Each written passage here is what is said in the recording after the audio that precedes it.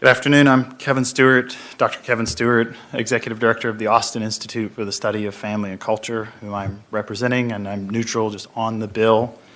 Also representing yourself, correct? Yes. Okay.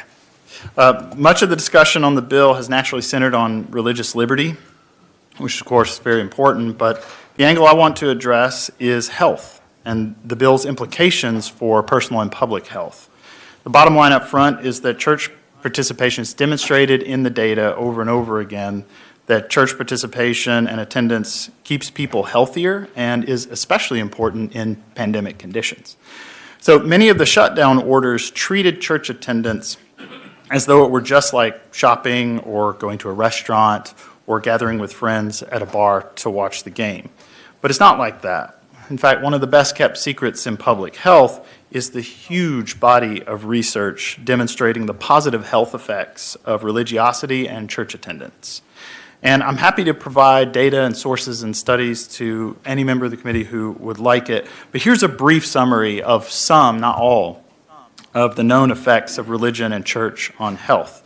So overall well-being for those who go to church is higher. Happiness is reported to be higher. Hope is reported to be higher. Marital stability is greater.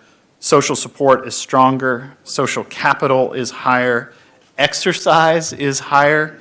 Diet is better, measurably better. Immune functioning is improved. We have a study that shows the immune system performs better for those who regularly go to church. Depression is lower. Suicide is lower. Anxiety is lower. Substance abuse is lower. Crime is lower. Smoking is lower. Risky sex is lower. Heart disease, your heart will be in better shape, even including, which is especially important for me, lower cholesterol for those who go to church. Cancer incidence is not only lower, but recovery times are faster for those who go to church. Blood pressure is lower. Hypertension is lower. Stroke risk is lower. Alzheimer's risk is lower. And overall mortality is lower. And since this is Women's History Month, it's worth noting that the news is even better for women. There was a recent study done that attendance at church more than once a week for women is associated with a 33% drop in all-cause mortality. And so during the shutdowns, people had to substitute, of course, when they weren't able to go to church. They had to substitute for church attendance. And while those practices were certainly beneficial, a recent study done in summer of last year showed that... No, that was me. Okay, sorry.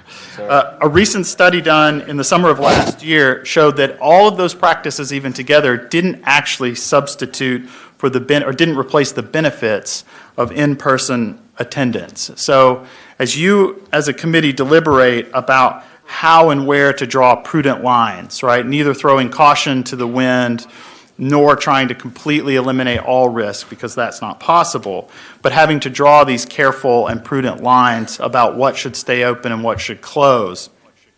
The thing to know is that church involvement has profound personal and public health benefits, and that there's not just a little data, but a tremendous amount, a very robust body of research that supports and demonstrates evidentiary the health benefits for people and for us as a public for those who are able to go to church. Thank you.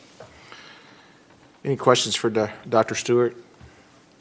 Dr. Stewart, thank you for being here today. I recently learned about your organization. So, oftentimes we get testimony in other committees and, about from, think tank type folks who do studies and things on financial issues and things like that.